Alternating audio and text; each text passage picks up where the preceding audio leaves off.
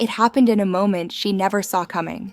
One sentence, one accusation, one public glance that shifted everything. The room felt louder than ever, yet she heard nothing except her own heartbeat. Shame has a way of arriving without warning, and when it does, it doesn't ask for permission. It simply takes over. People looked at her differently after that day. Some with curiosity, some with judgment, some with quiet satisfaction. She could feel their eyes before she heard their words. What hurt most wasn't what was said, it was what was assumed. Stories were written about her by people who never asked for the truth. Public humiliation is cruel because it doesn't just hurt in the moment. It follows you home. It replays itself in your mind at night. It changes the way you walk into rooms, the way you hold your head, the way you trust your own reflection. For her, it felt like her entire identity had been reduced to a single narrative she never chose. She wanted to disappear. For days, she avoided mirrors. For weeks, she avoided people. Silence became her shield, and isolation felt safer than facing the whispers. She replayed the moment again and again, wondering what she could have done differently, what she should have said, how she could have stopped it. Shame has a way of convincing you that survival itself is something to apologize for. But humiliation doesn't break everyone the same way. At first, she believed the labels placed on her. She let doubt settle in places where confidence once lived. She questioned her worth, her choices, her future. It felt easier to accept the judgment than to fight it. Fighting required energy, and she was exhausted. Then something shifted. Not loudly, not dramatically, quietly. She realized that staying broken would not erase what happened. Staying small would not rewrite the story. And waiting for public forgiveness from people who never cared about her truth would leave her frozen forever. So she made a decision no one applauded. She decided to rebuild. There was no audience for her healing, no validation, no sudden support, just slow mornings where she chose to get up when it would have been easier to stay in bed. Just small actions that looked insignificant from the outside, but felt monumental on the inside. Rebuilding didn't mean proving anyone wrong, it meant proving herself right. She stopped explaining herself to people who had already decided who she was. She stopped chasing closure from conversations that would only reopen wounds.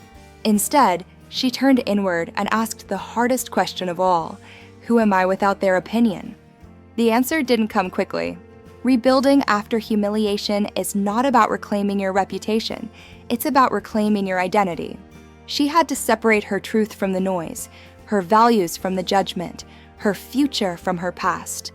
That kind of work is lonely. It forces you to sit with yourself without distraction, without applause, without guarantees. Some days she felt strong, some days she felt shattered, and some days she simply survived, and that was enough. She rebuilt her life in quiet ways. She chose environments where she could breathe again. She set boundaries where she once tolerated disrespect. She learned to trust herself when trust in others felt impossible. Slowly, confidence returned, not the loud kind, but the grounded kind. The kind that doesn't need to announce itself. People noticed the change before they understood it. They expected her to be bitter. They expected her to stay hidden. They expected her to carry shame forever. Instead, she carried dignity. She didn't seek revenge. She didn't demand apologies. She didn't rewrite the past. She built something new on top of it, and that in itself was an act of rebellion. Humiliation taught her something no compliment ever could, that her worth was never owned by public opinion. That the same crowd that judges you today will forget you tomorrow, but you have to live with yourself every day. And living with self-respect is far more valuable than temporary approval. There were moments when the memory still hurt. Certain places, certain words, certain looks. Healing did not erase the past, it changed her relationship with it. The pain no longer controlled her. It became a chapter, not the title. She began to walk differently, speak differently, choose differently. Not because she wanted to prove she had survived, but because she knew she had. And somewhere along the way, something unexpected happened. Her story began to help others. Women who had been publicly shamed, women who had been misunderstood, women who were carrying silent humiliation like a secret weight. they saw her strength and felt less alone. They realized that falling publicly does not mean staying down permanently.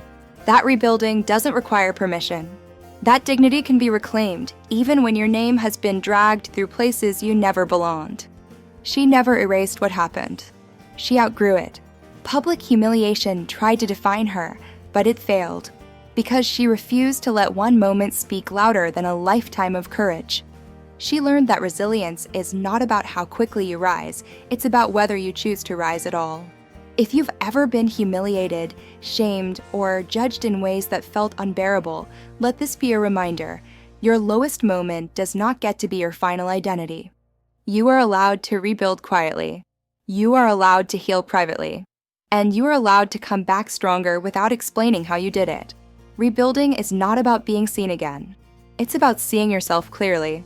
And when you do, no public moment can ever take that away.